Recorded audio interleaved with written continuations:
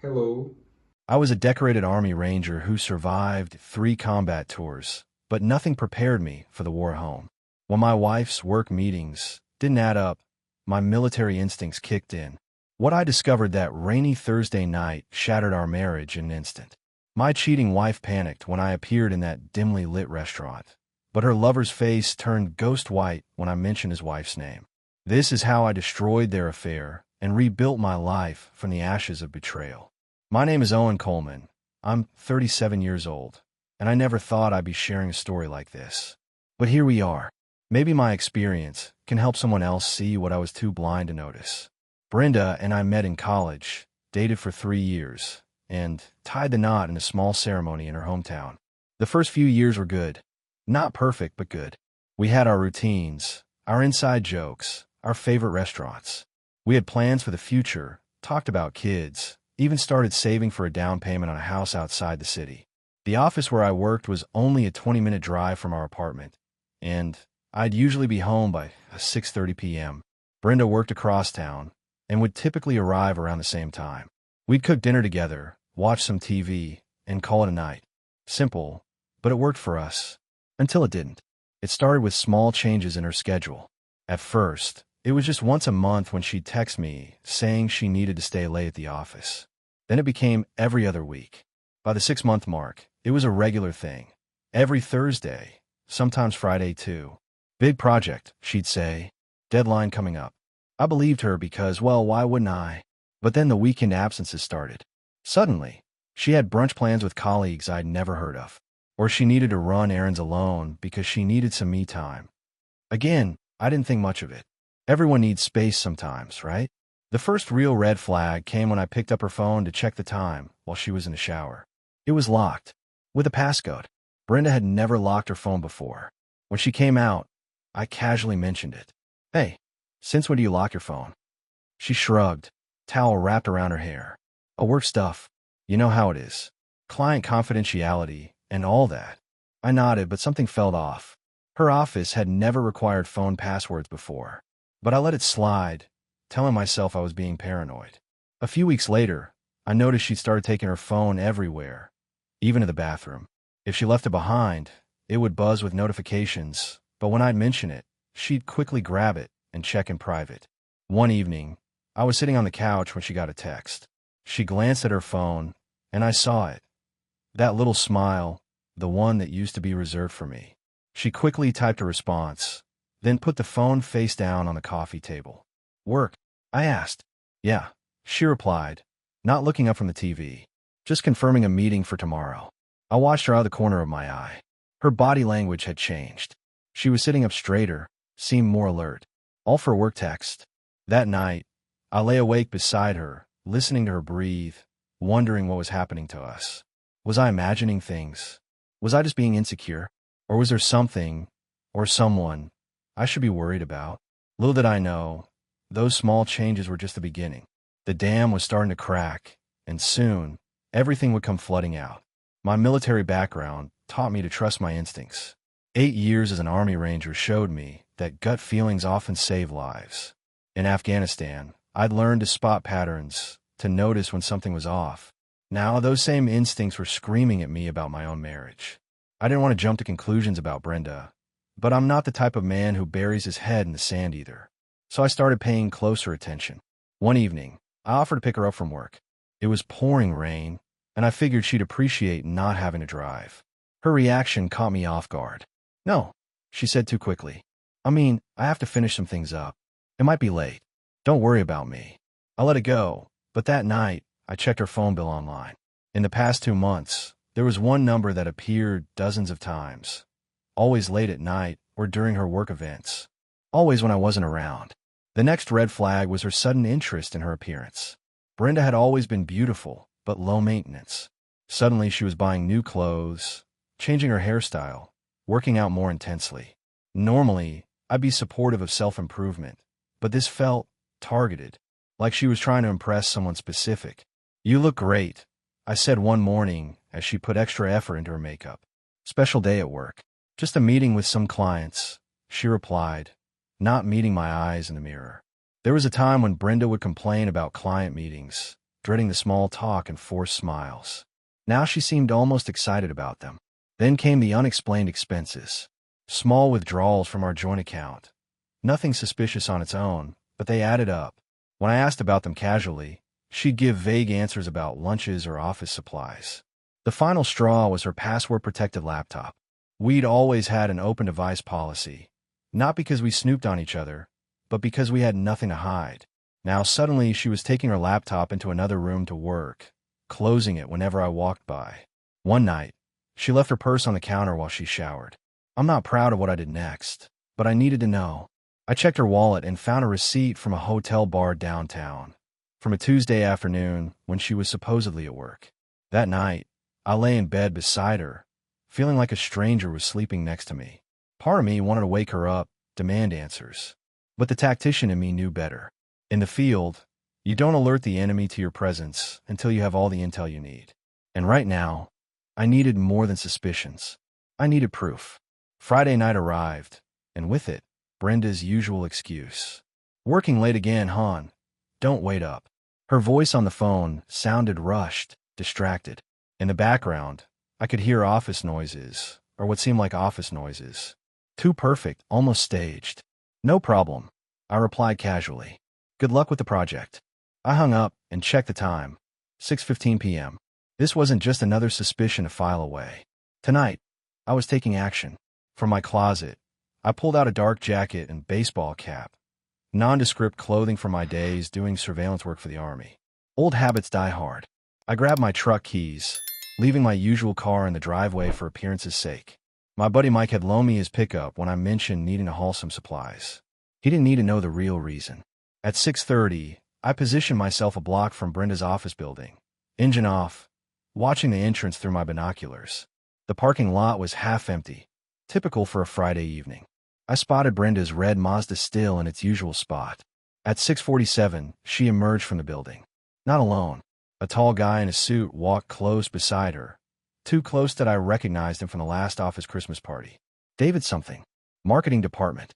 Married with 2 kids, if I remember correctly. They weren't touching, but their body language screamed intimacy. The way she leaned slightly toward him when he spoke. The way he kept finding excuses to touch her arm or shoulder. My hands gripped the steering wheel until my knuckles turned white. Part of me wanted to confront them right there. But the disciplined soldier in me held back. Wait. Watch. Gather intelligence. They separated at the parking lot, getting into their respective cars. I focused on Brenda's Mazda as it pulled out onto the main road. I waited 30 seconds, then followed. She didn't head home. Instead, she drove across town to a neighborhood I didn't recognize. Upscale, lots of trendy restaurants and boutique shops. She parked in a public garage. I found a spot 2 levels above, then made my way down the stairs in time to see her walking toward a restaurant called Ember. Through the window, I saw her approach a table. David was already there, 2 wine glasses waiting. They didn't shake hands or exchange friendly cheeks kisses. She sat beside him, not across. Within minutes, his arm was around her chair. I'd seen enough to confirm my suspicions, but not enough to confront her yet. This could still be explained away as a work dinner, inappropriate, but not definitive. I needed more. Something irrefutable. I returned to my truck and waited. 2 hours later, they emerged, walking closer now. His hand rested on the small of her back as they moved toward his car, not hers. I followed them to an apartment complex on the north side of town. They disappeared inside together. The final nail in the coffin of my marriage. I sat in the truck, surprisingly calm. No rage, no tears, just clarity. Now, I needed a plan. I spent the next week planning, gathering intelligence, analyzing patterns, and preparing for the confrontation ahead. In the Rangers, we learned that surprise is your greatest tactical advantage. I intended to use it. Through careful observation and checking our phone records, I confirmed that Brenda and David met regularly on Thursday nights. Their ritual was consistent. Dinner at Ember, followed by a visit to his apartment. Brenda always told me she was working late on a special project with her team. This Thursday would be different. I called Mike again. Need to borrow your truck one more time. He didn't ask questions. That's why we've been friends since high school. At 6:30 p.m., I was parked outside Ember, waiting. I positioned myself with a clear view of the entrance, but where Brenda wouldn't spot me. Right on schedule, David arrived first at 7:05. Brenda pulled up 5 minutes later. I gave them 30 minutes, enough time to order drinks, get comfortable, let their guard down. Then I made my move. Walking into Ember, I spotted them immediately, corner booth, heads close together, her hand resting on his arm. They didn't notice me approach. They were too wrapped up in each other. "Evening," I said, standing at their table. My cheating wife panicked when I showed up, instead of her affair partner, leaving early as planned. Her face drained of color, eyes widening in shock. David froze mid-sentence, looking like he'd seen a ghost.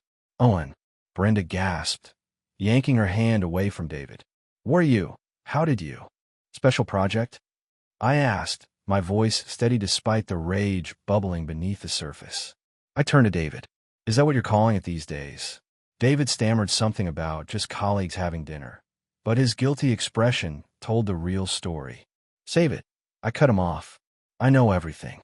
The restaurant had gone quiet, other diners pretending not to watch the drama unfolding. I didn't care. Let them watch. Let them see what betrayal looks like. "We should talk about this at home," Brenda whispered desperately, grabbing her purse.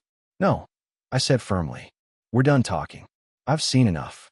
I placed my wedding ring on the table with a soft clink. "You can return yours whenever you get around to it." David finally found his voice. "Look, man, this isn't what you think. You have a wife." I cut him off.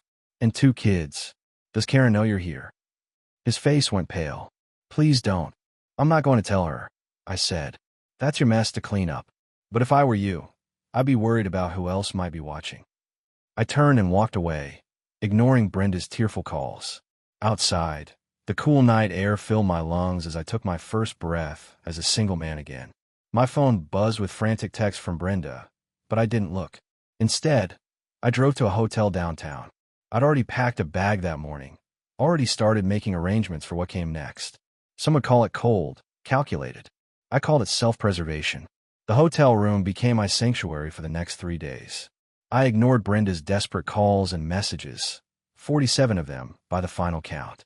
Each one more frantic than the last, evolving from, "We need to talk," to "Please give me a chance to explain," to "I'll do anything to fix this." Fix this. As if infidelity was a broken appliance that could be repaired with the right tools. On the 3rd morning, I finally responded with a text. "I'll be home at 7 to get more of my things. Be there or not, your choice." When I pulled into our driveway that evening, Brenda's car was there. I sat in my truck for a moment, steeling myself. In combat, we were taught to compartmentalize emotions, lock them away until the mission was complete. This was just another mission. She was waiting in the living room, eyes red-rimmed, hair unwashed. She jumped up when I entered. "Owen." I held out my hand. "I'm just here for my stuff." "Please," she begged, moving toward me. "Let me explain. It was a mistake. It didn't mean anything." I walked past her to the bedroom. A mistake is forgetting to pay a bill. This was a choice. A series of choices, made day after day. She followed me, hovering in the doorway as I pulled a suitcase from the closet. "I love you," she whispered. "Not him. It was just, I don't know why I did it." I continued packing methodically, clothes, toiletries, important documents. "How did you find out?" she asked finally. "Does it matter?" I countered, zipping the suitcase closed. "Would you have stopped if I hadn't caught you?" Her silence was answer enough. Moving to my dresser, I collected my watches, my father's dog tags, the small wooden box containing keepsakes from my service years. Things that mattered. Things that told the story of who I was before becoming half of Owen and Brenda. "What about our plans?" she asked, voice breaking. "The house we were saving for? The future we talked about?" "You burned that future to the ground," I said flatly. "I'm not interested in sifting through the ashes. Where are you staying?" "That's not your concern anymore." She began to cry again, those tears that once would have broken my heart. Now they just fuel my resolve. "I've contacted a lawyer," I told her, heading back toward the front door with my suitcase. "They'll be in touch about the divorce papers." "Divorce," she gasped. "Owen, we can work through this. Couples therapy, a fresh start." "There's only one way this ends," I said, pausing at the door. "This marriage is over. Because of one mistake," she pleaded. "Because I deserve better than someone who can look me in the eye every day, while lying to my face. I replied, my voice hard. Because trust, once broken, never heals the same. I walked out, loaded my suitcase into the truck, and drove away without looking back. In my rearview mirror, I could see her standing in the doorway, getting smaller and smaller until she disappeared completely, just like the future I thought we had. The next morning, I woke up to 23 missed calls, not just from Brenda, but from her parents, her sister, even her mutual friends.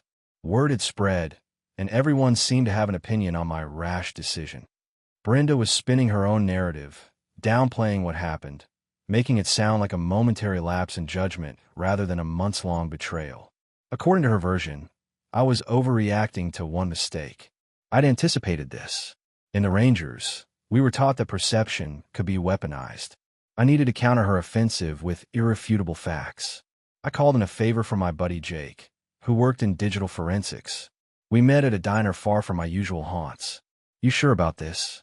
Jake asked as he handed me a small flash drive. Once you open this box, you can't close it. I'm sure, I said, pocketing the drive. I need to know everything. Back in my hotel room, I plugged in the drive.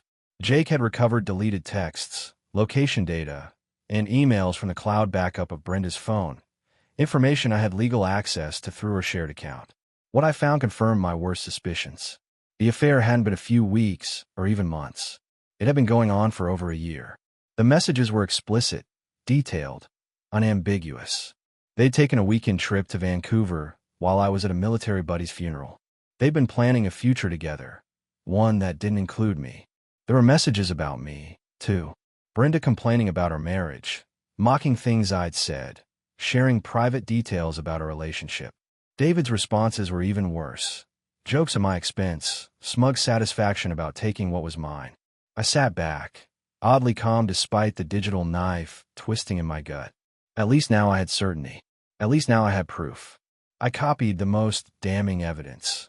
Nothing explicit, just enough to prove the duration and seriousness of the affair, and compose an email to Brenda's parents and sister, who had been the most vocal about me, giving her another chance. I understand you've heard Brenda's version of events. Here's the reality. This wasn't one mistake. It was hundreds of deliberate choices over more than a year. I'm sending this not to hurt anyone, but to put an end to the campaign to say a marriage that Brenda herself destroyed long ago. I attached the evidence, took a deep breath, and hit send. Within an hour, the calls from her family stopped. Instead, I received a single text from her father. I'm sorry, son. We didn't know. My phone rang again. Brenda. This time I answered. You had no right, she hissed, her voice trembling with rage. You left me no choice. I replied calmly. You weren't just cheating on me. You were trying to rewrite what happened. I'm not letting you turn me into the villain of your story. Those were private. Nothing in a marriage is private. I cut her off, especially not its destruction. The line went silent for so long I thought she'd hung up. What do you want? She finally asked, her voice hollow. A clean break, I answered. No more lies. No more games. Just sign the papers when they come. 2 weeks after exposing Brenda's affair to her family, my lawyer called to inform me the divorce papers were ready. I'd opted for a straightforward approach, equal division of assets, no alimony either way, clean break. My only non-negotiable was keeping my military pension entirely mine. She might fight this, my lawyer warned. Technically, she's entitled to a portion of your pension. She can try, I replied, but she won't win. I was staying at Mike's lake house now. He'd offered it while he was deployed overseas, a perfect sanctuary to regroup. I spent my days fishing, working out, and planning my next chapter. I'd already interviewed for a security consulting position in Colorado, far from the memories haunting me in Washington. The divorce papers had been delivered to Brenda that morning. I expected anger, perhaps more damage control. What I didn't expect was for her to show up at the lake house that evening. I was grilling steaks on the deck when her car pulled up. She stepped out looking nothing like the disheveled wreck I'd last seen. This Brenda was polished, composed, dressed in the blue sundress I'd always liked. How did you find me? I asked as she approached. Mike's wife told me. She stopped at the bottom of the deck stairs. Can we talk? Against my better judgment, I nodded toward the patio table. She sat down, declining my automatic offer of a beer. I got the papers, she said simply. And I don't want a divorce. She met my eyes steadily. I want to fight for us. I turned back to the grill, flipping the steaks to hide my disbelief. There is no us anymore, Brenda. There could be, she insisted. People make terrible mistakes, Owen. They rebuild from them too. I sat across from her, keeping the table between us. This wasn't a mistake. It was a campaign of deception that lasted over a year. I've ended it completely with David, she said. He's transferring to another office. I've started therapy to understand why I did what I did. I'm taking responsibility, Owen. Good for you, I said flatly. That's a healthy step. For you. She reached across the table for my hand. I pulled back. I know what I did was unforgivable, she continued, undeterred. But I'm asking you to try. Remember our vows? For better or worse. This isn't worse, Brenda. This is betrayal. This is you and another man laughing at me behind my back. Tears welled in her eyes. I never laughed at you. Those messages. I was trying to convince myself I wasn't making a horrible mistake. Trying to justify what couldn't be justified. For a moment, I almost wavered. The woman across from me looked like the Brenda I'd fallen in love with. Sincere, vulnerable, her heart on her sleeve. How can I prove to you that I want to make this right? She asked softly. I considered the question seriously. You can't. Some things can't be undone. You forgave soldiers who made mistakes in combat, she pressed. You believe in second chances. Combat mistakes aren't betrayals. I countered. And I never trusted those soldiers the same way again. Her expression hardened slightly. So that's it. Years together, thrown away. You threw them away. I corrected her. One decision at a time, for over a year. I'm just acknowledging what's already broken. She stood, finally accepting defeat. I'll always love you, Owen. I believe you think that's true, I replied, not unkindly. Sign the papers, Brenda. Let's at least end this with dignity. As her car disappeared down the gravel drive, I realized I felt nothing but relief. The steaks were overcooked, but somehow I didn't mind at all. A manila envelope arrived at Mike's lake house a week later. Inside were the divorce papers, signed by Brenda. No note, no last plea for reconciliation, just her signature on the dotted line. I felt a weight lift from my shoulders as I forwarded them to my lawyer. That evening, I stood on the deck watching the sunset reflect off the lake, beer in hand, contemplating the end of a chapter one never expected to close this way. My phone buzzed with a text from an unknown number. It's David. Can we meet?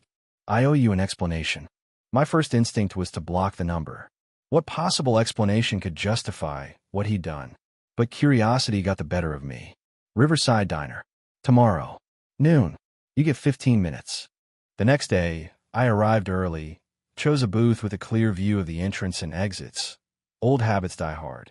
David walked in at 12:05, looking haggard and nervous. He'd lost weight since I'd last seen him at Ember. Thanks for meeting me, he said, sliding into the booth.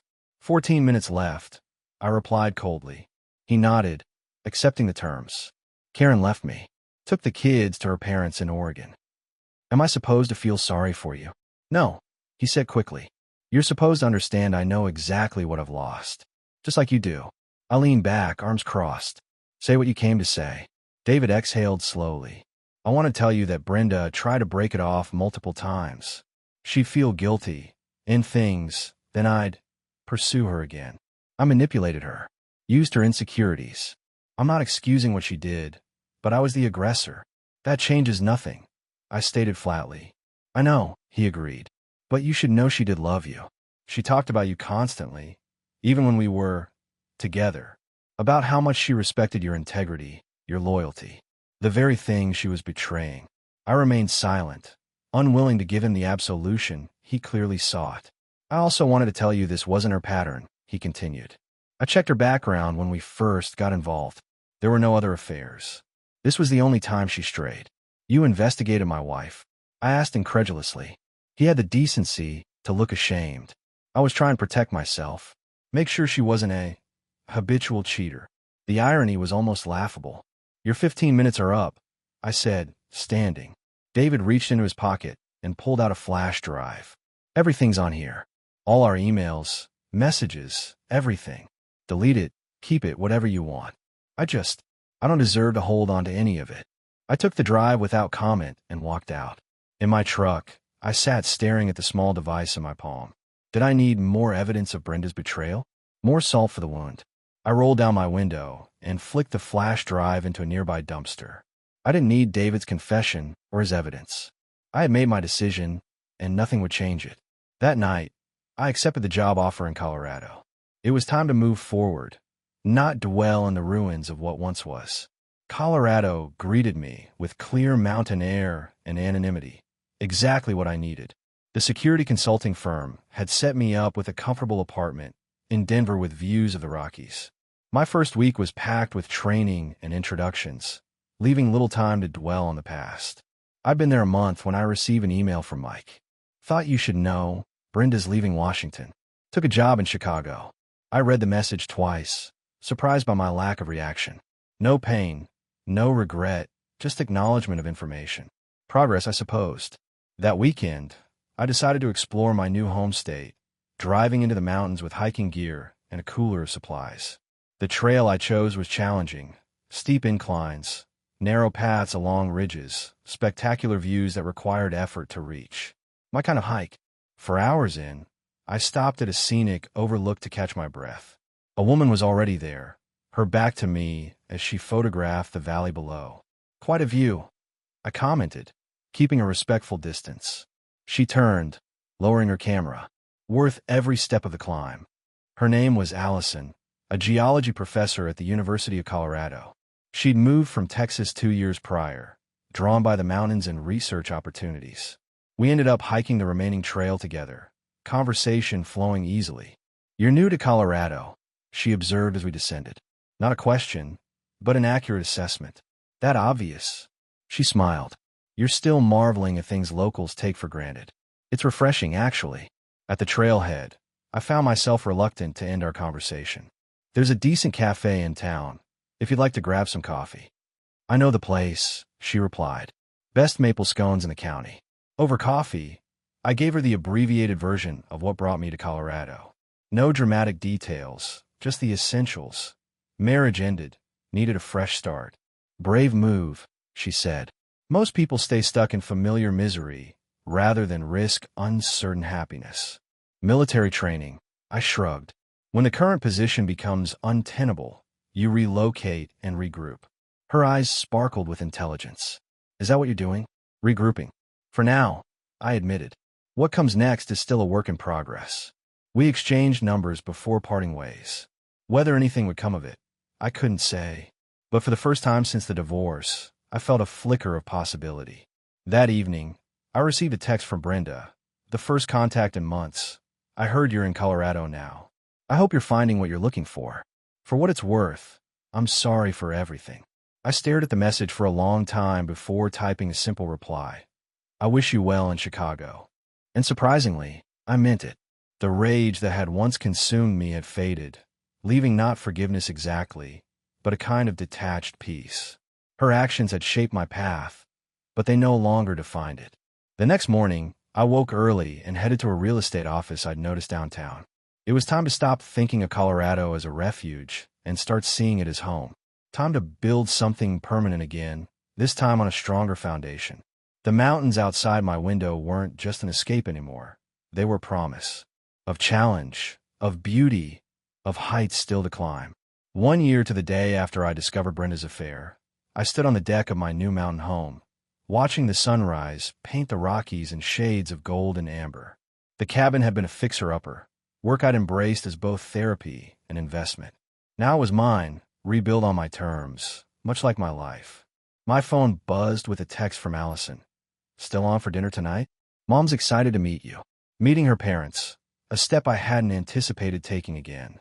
Yet here I was, 6 months into a relationship built on honesty and mutual respect. Allison knew my story, had given me space when I needed it, challenged me when I tried to retreat behind walls built from past betrayals. "Wouldn't miss it," I replied. "Just finishing up some paperwork first." The paperwork in question sat on my desk inside. Final documents from the security firm confirming my promotion to regional director. My team had quickly become the company's top performers, handling contracts for everything from corporate security assessments to specialized training for private clients. As I signed the acceptance letter, I reflected on how much had changed in a year. The pain that once consumed me had faded to an occasional dull ache, a reminder of lessons learned rather than wounds still healing. I'd received a Christmas card from Brenda 2 months ago. She'd remarried, found a good position in Chicago, seemed happy. I felt nothing but a detached kind of goodwill toward her. The chain of anger that once bound us had broken, setting us both free.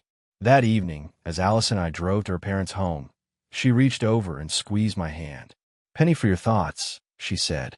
"You've been quiet today." "Just thinking about patterns," I replied. "How easy it is to miss them until you step back far enough to see the whole picture." "And what pattern are you seeing now?" she asked, genuinely curious. "That trust isn't naive," I said after a moment. "It's a choice you make with open eyes. And when it's broken, you don't have to let it break you too." She smiled, understanding more than I'd said. Pretty profound for a security expert. Rangers are philosophical that way, I joked. Later that night, after a successful dinner with her parents, we walked along a trail near their home, the moon bright enough to light our path. "I have something for you," Allison said, pulling a small box from her pocket. An anniversary gift, of sorts. Inside was a compass, beautifully crafted, with an inscription on the back. "Not all who wander are lost. For your hiking adventures," she explained. "And maybe as a reminder that sometimes the difficult paths lead to the best destinations."